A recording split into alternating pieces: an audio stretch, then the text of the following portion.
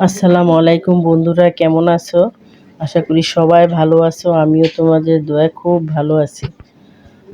আজ আচার বানিয়েছি। আজকে বাজারে গিয়ে দেখি পর্যাপ্ত পরিমাণ কাঁচা আম পাওয়া যায়।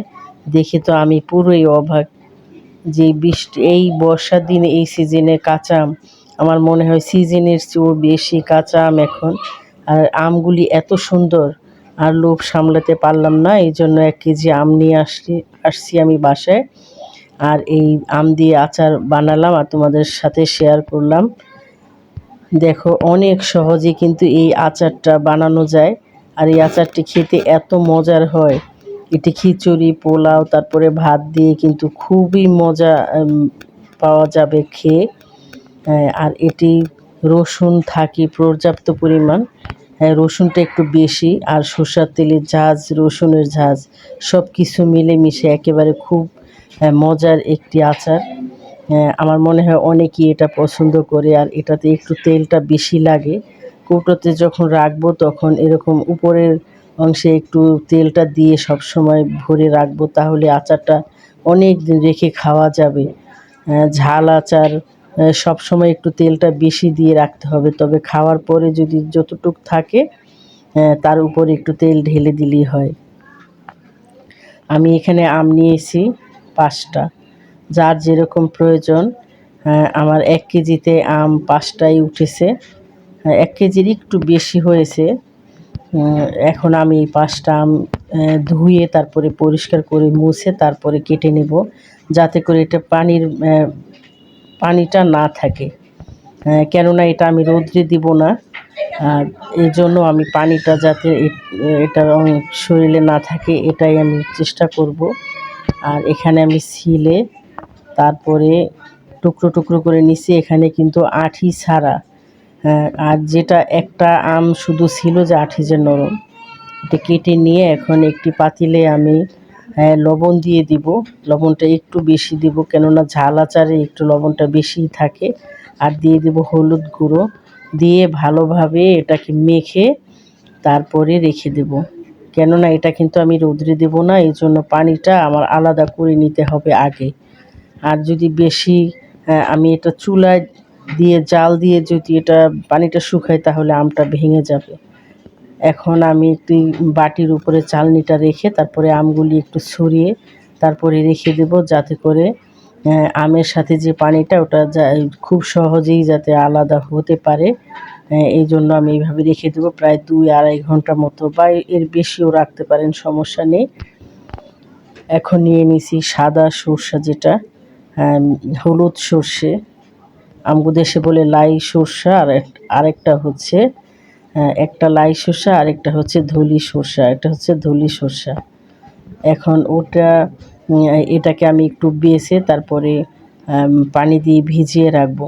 আমার আমি কিছু রান্নাতেও ব্যবহার করি, এই জন্য বেশি করে নিয়ে নিলাম। এটাকে একটু বেটে নিব। পাটায়ও বাটা যাবে, ব্লেন্ড করা যাবে। এখন এটাকে আধা ঘন্টা ভিজিয়ে রাখবো, যাতে করে এটার গায়ে যে বালু বা মাটি আছে সেটা যেন ভিজে গলে যায়, ধুলে যেন তাড়াতাড়ি আলাদা হয়ে যায়। রেখে দেবো আধা ঘন্টা পর। আমি এইভাবে করে একটি ছাঁকনির উপরে রেখে তারপরে একটু ঘষে ঘষে তারপরে ধুয়ে নেব। কয়েকবার ধুলে কিন্তু এরকম পরিষ্কার পানি আলাদা হয়ে যাবে। তারপরে আমি ব্লেন্ড করে নেব। আর এদিকে দেখছি আমি আমটা, দেখেন অনেকটা পানি কিন্তু আলাদা হয়ে গেছে, এখন আর কোনো সমস্যা নেই। আমি রেখেছি প্রায় 2.5-3 ঘন্টার মতো। এটা হচ্ছে ধনিয়া, মৌরি, আর হচ্ছে পাঁচফোড়ন, শুকনো মরিচ, তেজপাতা। আর এখানে আমি মৌরি যা নিয়েছি তার ডাবল নিয়েছি ধনিয়া, মানে গোটা ধনিয়া। আর গোটা ধনিয়ার ডাবল নিয়েছি পাঁচফোড়ন, আর শুকনো মরিচ, তেজপাতা, এসব মিলে আমি ব্লেন্ড করে নেব। এখন একটি প্যানে আমি সর্ষের তেল দিয়ে দিব। এটাতে আমি আগেই বলেছি তেলটা বেশি পরিমাণ লাগবে। আর এটি হচ্ছে রসুনটা একটু থেতো করে নিতে হবে, যাতে করে এটার ঝাঁজটা খুব সহজে বের হয়ে আসে। এই আচারটাতে কিন্তু রসুনের পরিমাণটা বেশি থাকবে, আম এবং আমের সমপরিমাণই প্রায় এরকম দেখতে পাবেন। তেজপাতা, দারুচিনি, এলাচটা একটু ফাটিয়ে দিতে হবে, একটু ভেজে নেব। তারপরে দিয়ে দিব শুকনো মরিচ মাঝখান দিয়ে টুকরো করা, মানে প্রত্যেকটা মরিচই কিন্তু মাঝখান দিয়ে টুকরো করে নিছি আমি। আর দিয়ে দিব আস্ত রসুনটা একটু ছিলে দিতে হবে, উপরে স্কিনটা বাদ দিতে হবে, তাহলেই তেলটা প্রবেশ করবে। আর তেলের মধ্যে যখন ভিজিয়ে রাখবো তখন খুব একটি আলাদা একটি ঘ্রাণ আসবে।